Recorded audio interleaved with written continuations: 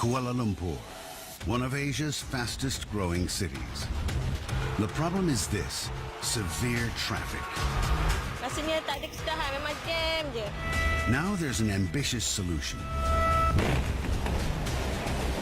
A new transit system that will crisscross not only the city, but the entire region of Greater Kuala Lumpur. Huge machines will bore into Kuala Lumpur's treacherous bedrock to carve out almost 20 kilometers of tunnel.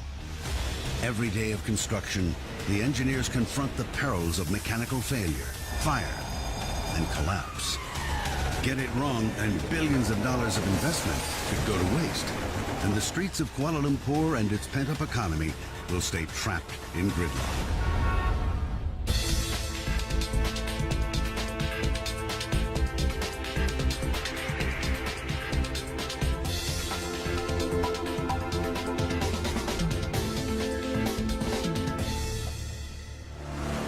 Kuala Lumpur is one of Asia's most vibrant cities. It's looking to compete with the region's Asian tiger economies. Its magnificent skyline testifies to its soaring ambition. But at street level, it's a different story. The city is blighted by severe congestion that threatens its future growth. Over 7 million people live and work in the Kuala Lumpur region, the Klang Valley.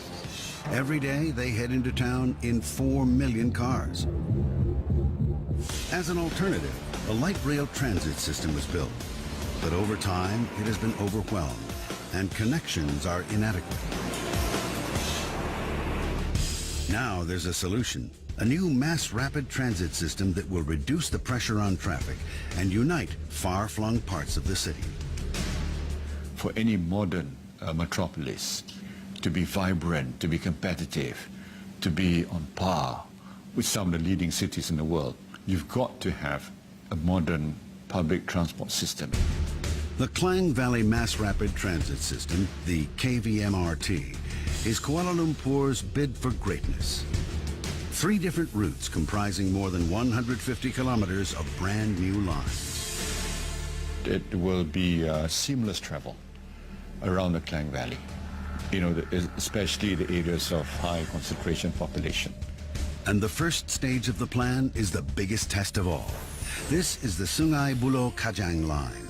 It will stretch 51 kilometers with 31 new stations. And a fifth of the new line will have to be constructed underground. To do this, 10 giant tunnel boring machines, or TBMs, will be brought to Kuala Lumpur and set to work. These mighty engines do much more than burrow through rock, astonishing though that process is. As the huge drill crunches forward, the back end constructs the tough tunnel frame with high-strength concrete. In charge of this massive operation is engineering veteran Satpal Bogal. Most cities now, for railway mass transit systems, the tunnels are built using TBMs because of safety issues and because of ground conditions. The underground section of the new MRT will be a perilous undertaking. For beneath Kuala Lumpur is a formidable engineering challenge. Below the city are 2 very different kinds of rock, and the TBMs will have to deal with both. The western area is known as Kenny Hill, and the eastern areas as the Kuala Lumpur limestone. Imagine the difference between a Dutch Edam and a Swiss cheese riddled with holes. Dr. Uilian Hock is the project geologist and expert on Kuala Lumpur's underground world. I got this Dutch Edam cheese here. As you can see, this whole piece of cheese is fairly homogeneous, very tight. And Kenny Hill, when it's bedded, it looks something like this.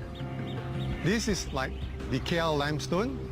All right, this is Swiss cheese. As you can see, there are a lot of cavities and voids inside the cheese. These voids can be transmitted all the way to the other side of the cheese. Things can move in from one hole to another hole, and it may come in vertically and go out laterally. The most formidable challenge lies beneath the eastern areas of Kuala Lumpur, which rest on a huge slab of limestone. Over millions of years, torrents of acidic rainwater have eaten away the layers of rock to sculpt a hidden landscape of pinnacles, cavities, interconnected passageways, and colossal caves. Around me here on my left is a surface cast or a limestone hill, you can say. Now imagine when we are underground and all these are covered with soil, it is totally a different ball game. So when you tunnel through this kind of material, there are a lot of unforeseen circumstances which would be a nightmare for tunneling. This is the worst nightmare of all. The drill head hits weak cavities and the rock caves in on the cutter head. The solution is this stuff, slurry. At the head of the drill is a high-pressure chamber that injects a liquid called bentonite slurry into the cavities before they can collapse.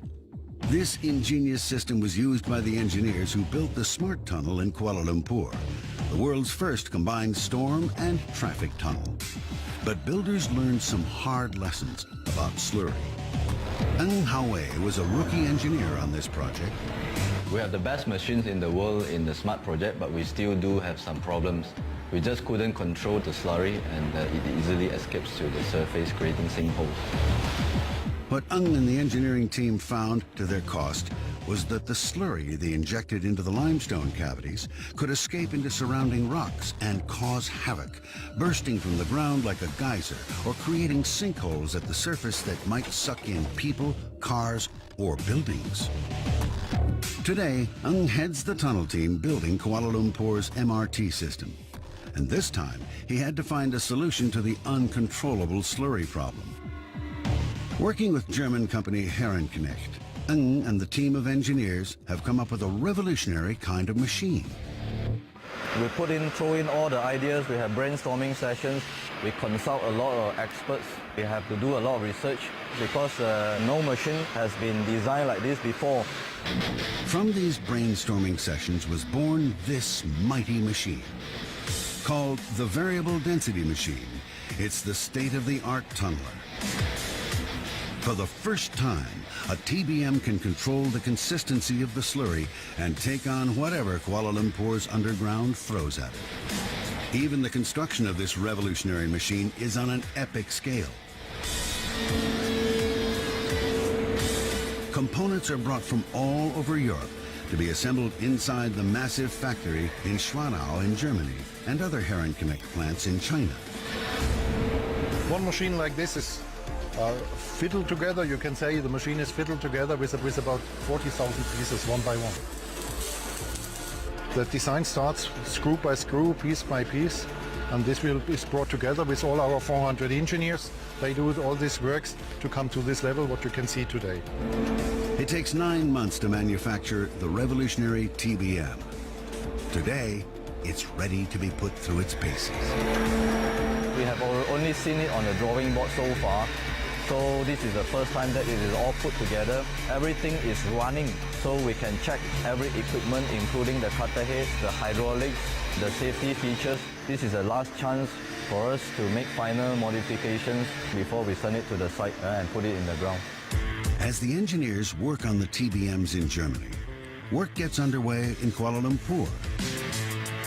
The engineering company in charge of tunneling, MMC Gamuda KVM-RT, must complete the job in 24 months and with minimum disruption to the city above.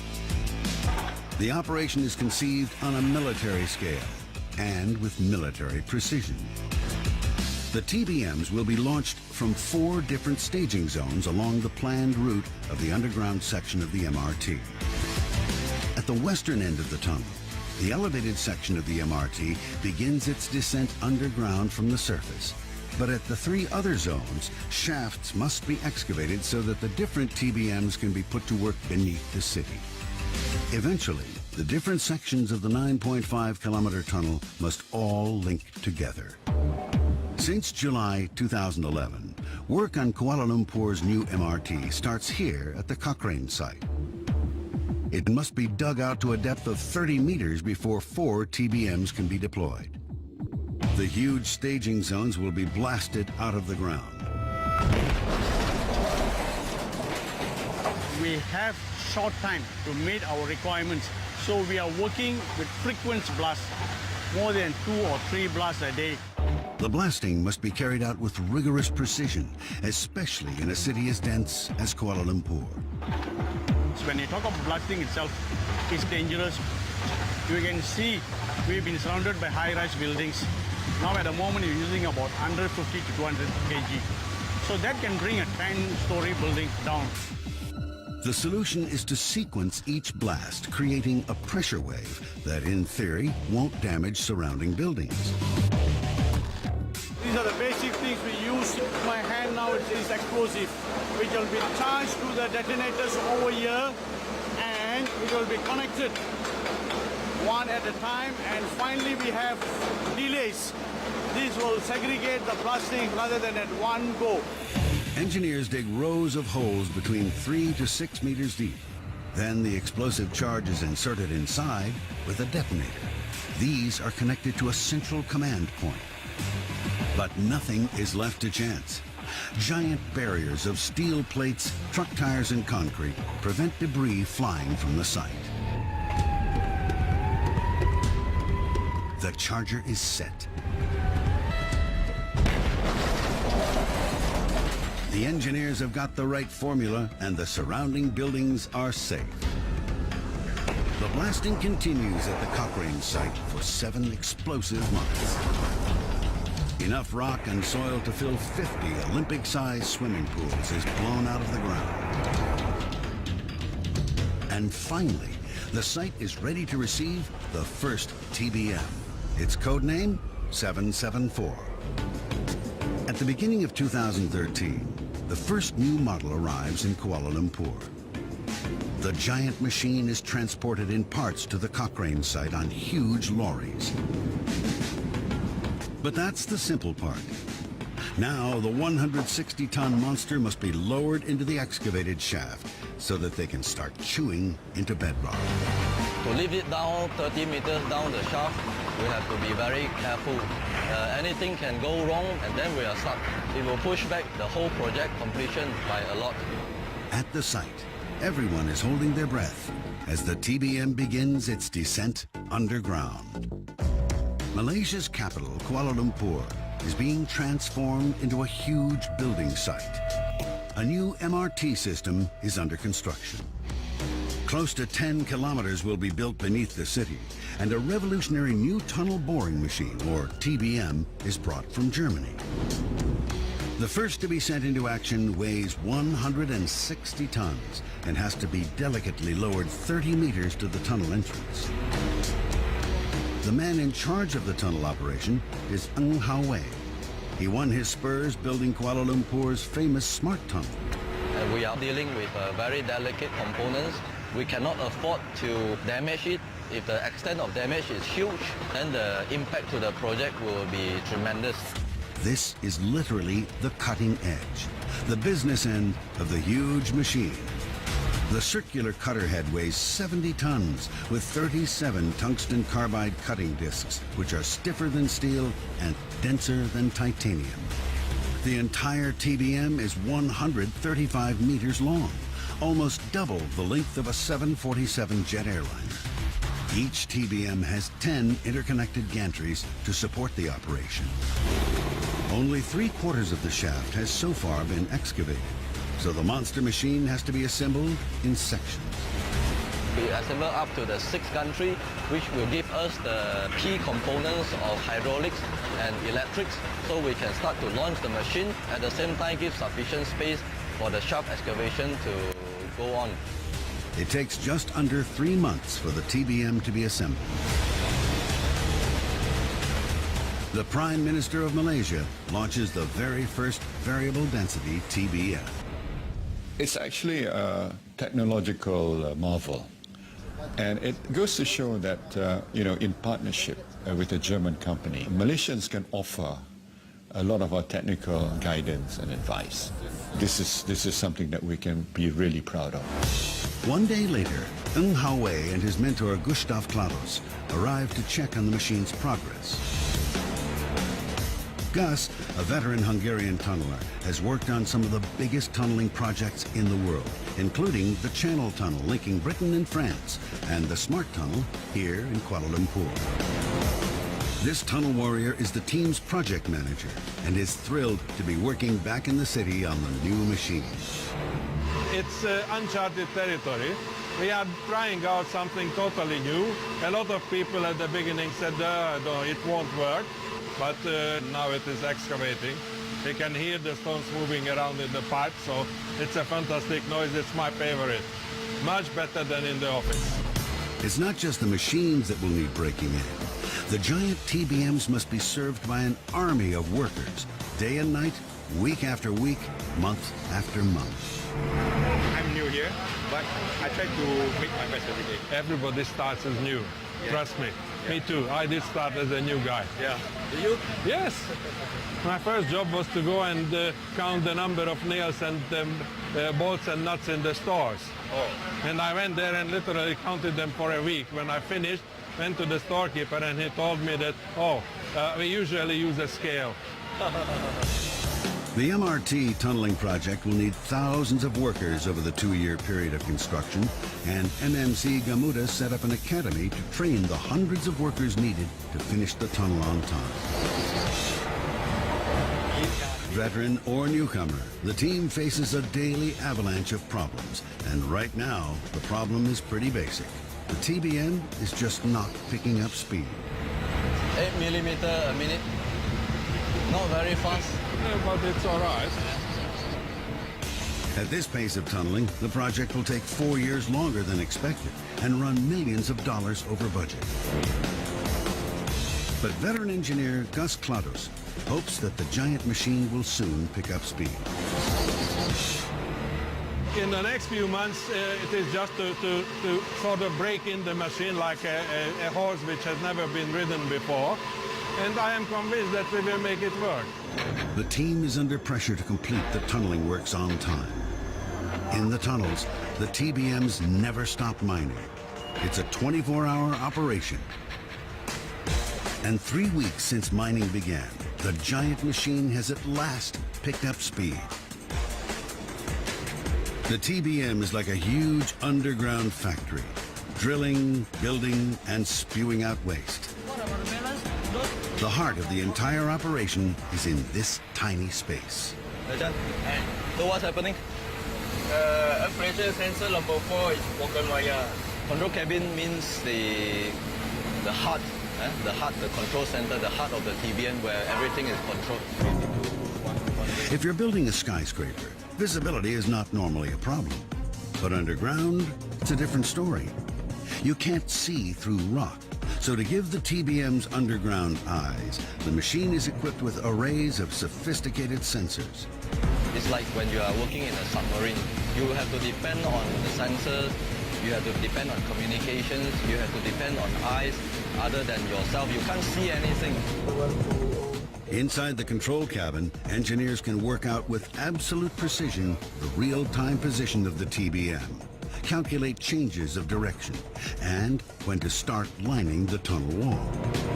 After a mining of about 1.4 meters, we will build the segments piece by piece and then build them up like a jigsaw puzzle.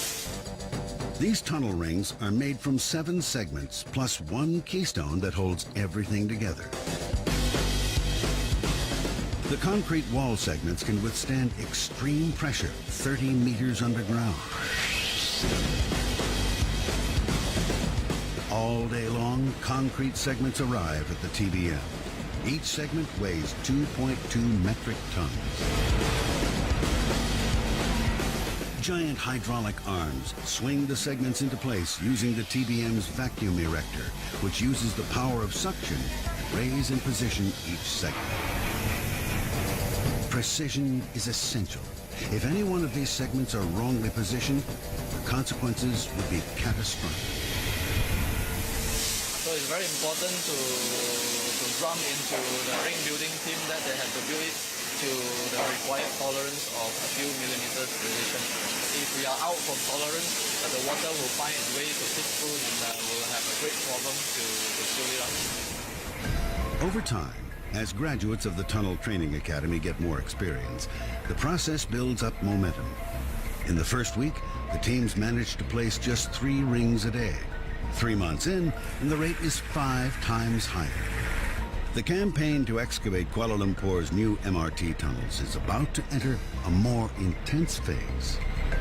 By November 2013, 4 TBMs have been successfully launched from the Cochrane site.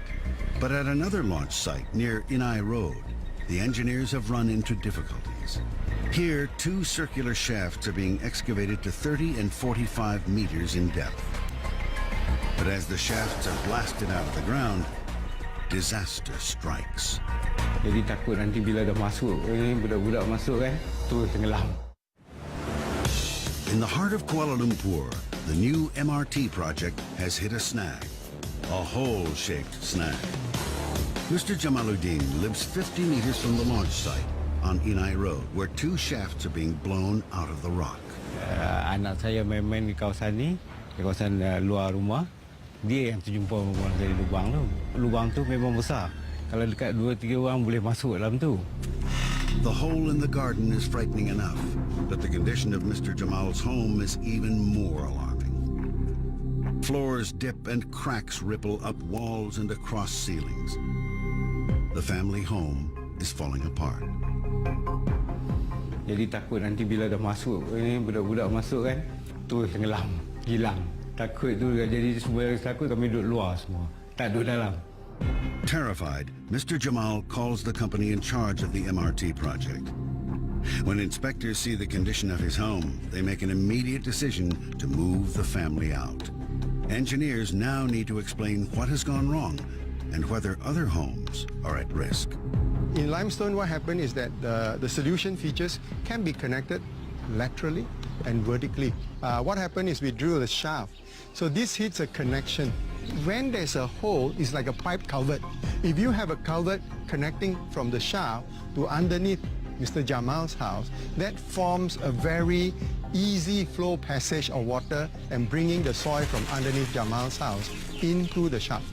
And that results in sinkholes. And it's not only Mr. Jamal's house that's in danger. Water is pouring in from the walls in the deeper of the 2 Inai shafts. It's unstoppable, and the situation is a tough call for project director Satpal Bogal. We couldn't stem it.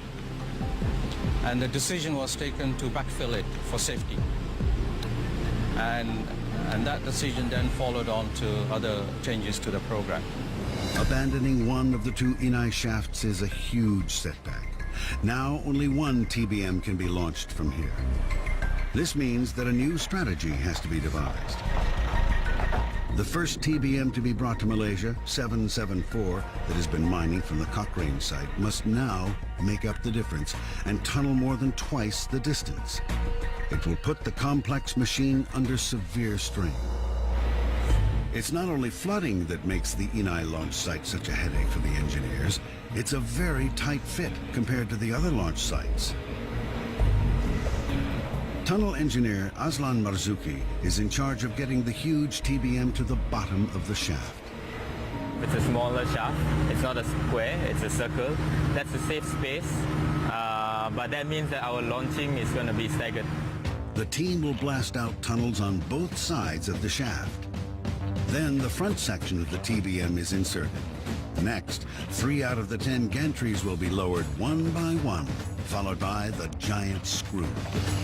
The problem is that the 18-meter screw segment is wider than the width of the shaft. Behind me, this is our biggest component that's going to be lowered down. It's the most difficult one because this length is actually bigger than the shaft itself. The solution is simple, but risky. The screw segment of the TBM will have to be lowered into the shaft at an angle. We have to tilt the screw conveyor at a 56 degrees angle. You have to use a chain block, a hand winch to pull the machine upwards.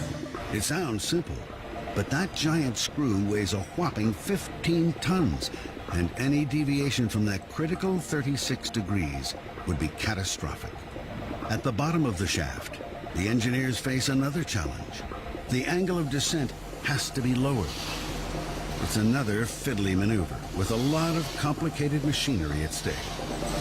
When you lower it down, the final angle is 15 degrees. Down there, you still have to do the same exercise again, but it has to be a slow process. After 2 hours, the screw conveyor is finally in place. It takes 3 months of hard slog to put the TBM together, but at last, it can begin burrowing into the limestone. This underworld is packed with hidden dangers. Like Swiss cheese, the rock is riddled with cavities that could wreck the multi-million-dollar boring machine. When you're tunneling this way and you have a cave directly underneath your cutter, all right, and it's big enough that you cannot develop a face support and the thing just dips inside. And that's in that situation, then we are snookered. It will take us months to recover or to bring that TBM cutter face into operations again. So as the huge drill edges forward at 14 meters a day, an army of engineers is busy scouting the perils that lie ahead. They drill hundreds of boreholes into the layers of rock. Once a cavity is detected, concrete is poured into the hole to shore it up. It's a process called grouting. If we do encounter such a thing, then we'll do a lot of compaction grouting to fill up this void, like you go to a dentist to fill up your cavity, to ensure that when we are tunneling through, the TBM can go through safely. But some cavities can be less than a meter wide. These are much harder to fill, but still pose a threat. There's no way we can pick it up. We are unable to treat all these features along our tunnel alignment. So what we then need, we need a machine that can cater for all these little challenges. Enter the new breed of tunnel boring machines. Behind the drill, a sealed high-pressure chamber is pumped full of liquid called bentonite slurry. Unlike previous models, the new TBMs can control the density of this thick gray liquid, changing the consistency from a thin watery liquid to a thicker honey-like substance. The thicker slurry is used to fill these hidden cavities, and its density prevents it escaping through the porous rock to the surface.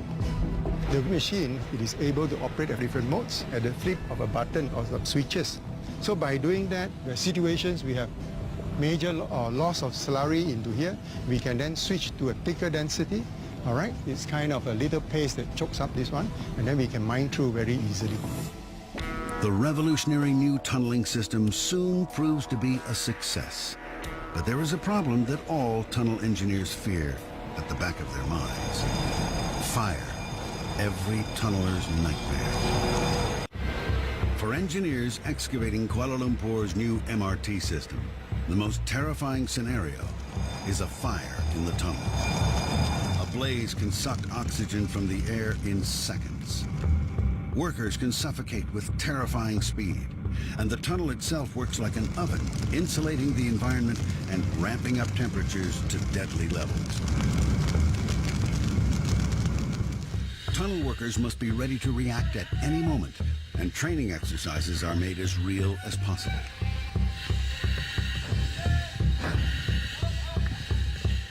Christopher Fenton, head of safety, health, and environment for the underground, is training the company's emergency rescue team. Tunnels are very dangerous during construction. Fire is the last thing we want, and we need to be able to respond to it very quickly if it did happen. He has brought in 2 fire experts from the Los Angeles Fire Department to help with the training.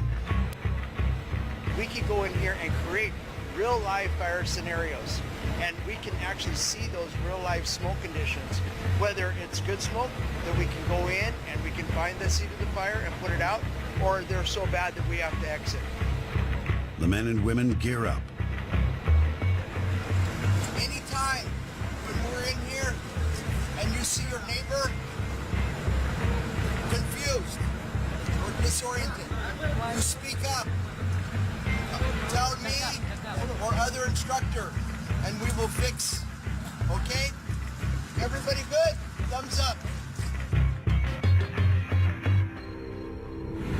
The calm smoke like this, lazy, sleepy. Okay, go in.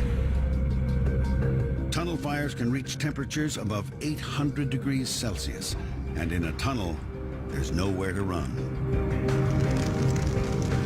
When we see upside down boiling pot of soup like angry, those gases are going to ignite. All firefighters dread a moment they call flashover. It's when a blaze turns into an inferno, and a flashover means get out now. We gotta go! The exercise proves too challenging for some. Extremely hot, like being in a torture chamber. But it was good. Very, very good experience. It was dark, it was hot. It's very hard to describe, but you have to be able to keep a cool and calm mind. And They know what to expect. They're better than they were before. Yep. So we're good. Christmas Eve 2013, and the MRT engineers have cause to celebrate. One section of the tunnel, where the MRT line dives underground at Semantan to the Museum Negara station, has been completed. It's the project's first breakthrough, and at any moment the TBM drill head will emerge from this tunnel. It's an anxious wait for tunnel manager Chin Raymond. I told him if it doesn't come in the middle, it has to jump off a cliff somewhere. After drilling for 6 months, the TBM punches through right on target.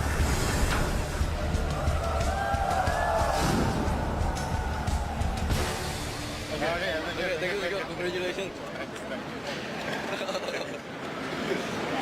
thank you, boss. Well done, man. Okay. Good. Yes, great.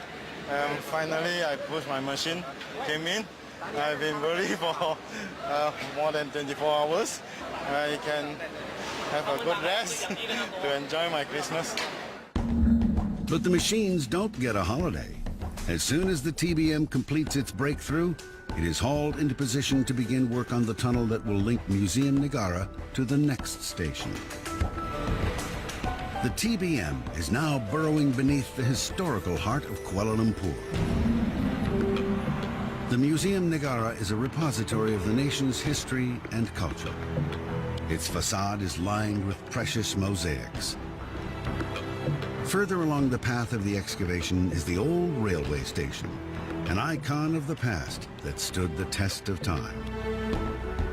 But can it withstand the mighty TBM as they thread their way nearby?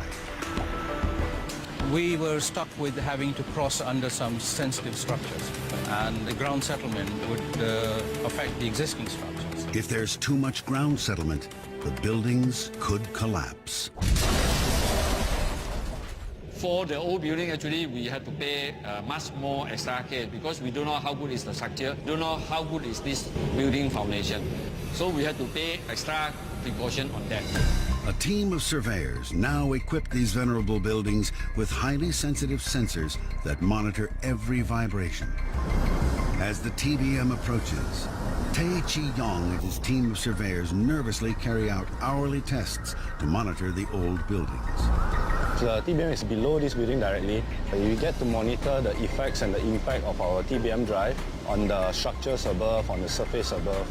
It's a nail-biting 5 months of constant monitoring as the TBMs negotiate this historic region. And at last, the TBMs inch past. The iconic buildings are safe. The most powerful man in the world is coming to Kuala Lumpur. All eyes are on Malaysia. But less than 400 meters from Barack Obama's hotel, TBM 774 has come to a standstill. I think we have problem. The school coming jam lady. And right above the stalled TBM, ominous signs ripple across the road, less than a kilometer from the presidential residence. While the people of Kuala Lumpur get used to living and working in a massive work site, where giant boring machines gnaw away at the city's bedrock to build a new MRT, the President of the United States will be descending on Malaysia in 3 days' time. But all is not well with TBM 774. Located less than 400 meters from Obama's planned accommodation, the TBM gets a bad case of indigestion and is unable to process the waste from the cutter head. It has come to a halt. Directly above the TBM, a team is tasked with monitoring road surfaces to look for any signs of trouble. Called the Bull Gang, it is led by Michael Poon. We have a team of people patrolling 24 hours. We have to check on the surface. This morning I walked by, I saw some settlement. It's just a small depression. I can see the hole. It's quite deep. At the surface, the cracks don't seem to pose much of a threat. But like icebergs, most of the danger is hidden. Down there is a void big enough to fit an electric car. We have an unscheduled stop. They have to lower all the slurry. That means the face support is affected, and that causes a depression or a sinkhole in front of the cutter face. An emergency response team reacts immediately. The road is closed to traffic. Then we decide to order mortar to fill up the hole. The hole is quickly filled with 5 cement trucks of concrete, and frantic repair works continue inside TBM 774. Across town, there is reason to celebrate. The 5th breakthrough of the project will take place today. It's a landmark moment. It means that 50% of the tunnel has been completed.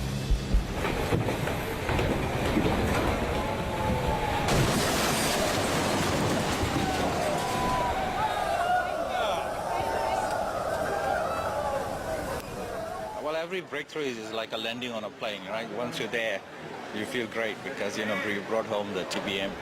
The breakthrough, I thought it was very exciting.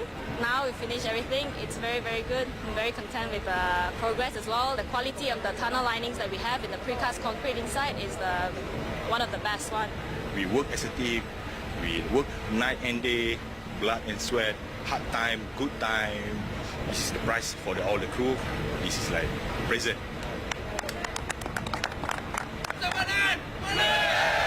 But the celebrations are short-lived.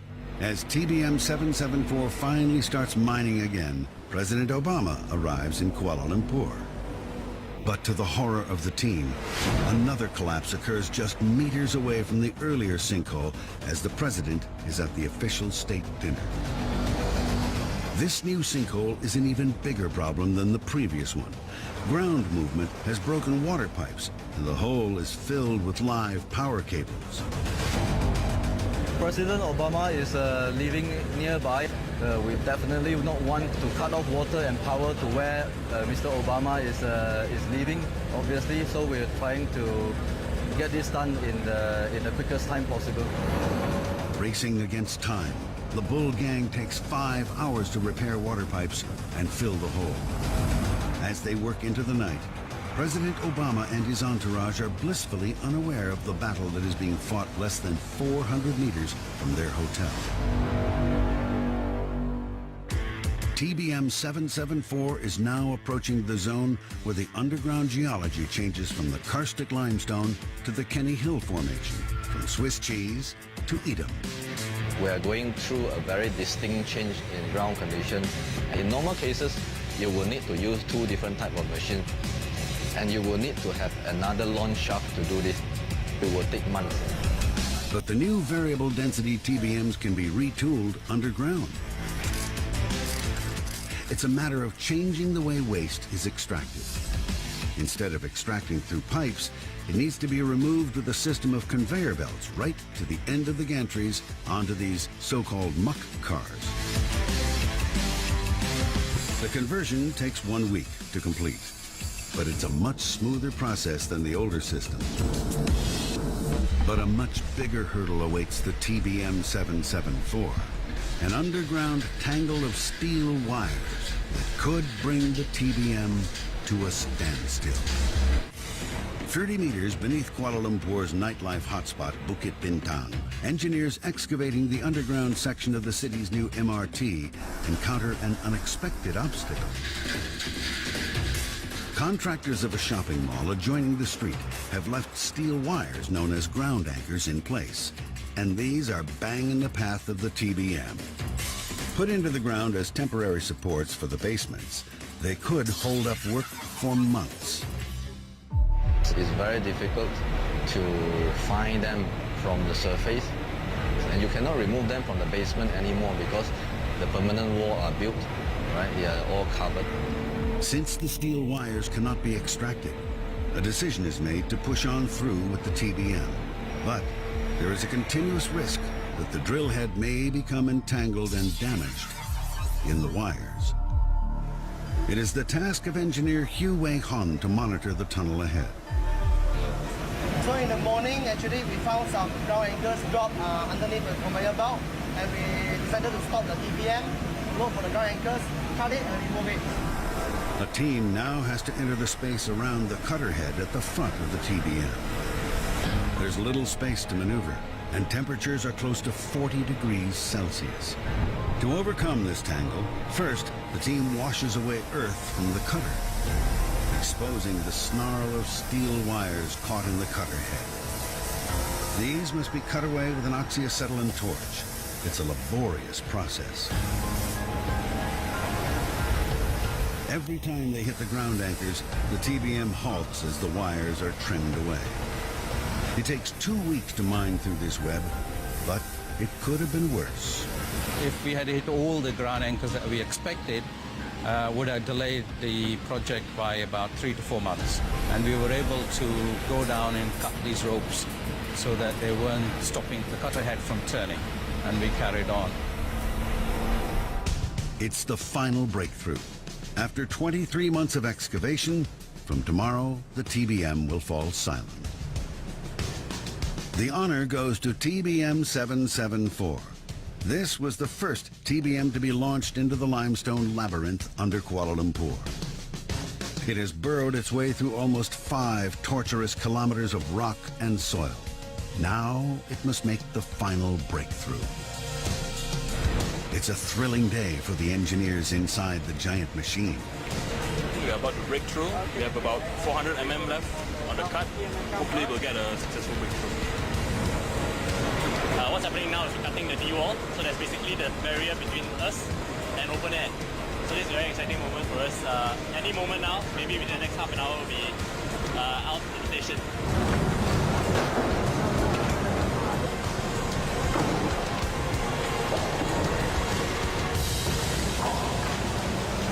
This is actually the first TBM that we launched back in 2013. Less than 2 years, just short of 2 years, we have done 20 kilometers of tunneling. It's a great day for me and for the whole team. Alright. Kita rasa sebagai anak tempatan, kita rasa bangga lah.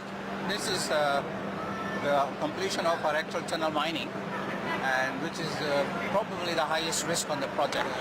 Smart had over 50 sinkholes in its similar sort of length of drive. And on this project, we've had only about 3. We used a variable density machine effectively, and that has proven to be a success. Just weeks ago, MMC Gamuda won the Technical Innovation of the Year award for the variable density TBM in the United Kingdom. It's the biggest development in TBM technology in the last 25-30 years. So we have witnessed something new in this business. These are the most versatile machines existent in the moment. This is the future.